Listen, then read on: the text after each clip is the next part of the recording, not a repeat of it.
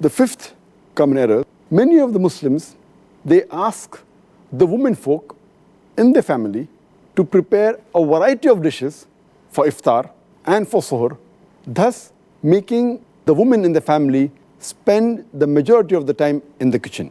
In fact, the family should spend most of the time in remembering Allah subhanahu wa ta'ala. And if the women folk do more du'as, inshallah, even the men will benefit. Even their sins will be forgiven, inshallah.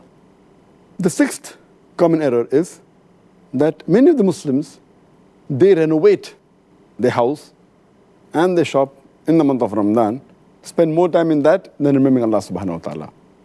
The seventh common error is that many of the Muslims, they spend their nights, instead of remembering Allah subhanahu wa ta'ala, in activities which are unproductive.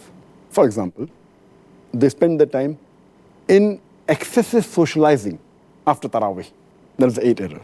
Ninth is, many of the Muslims, they spend many nights and most parts of their nights in shopping.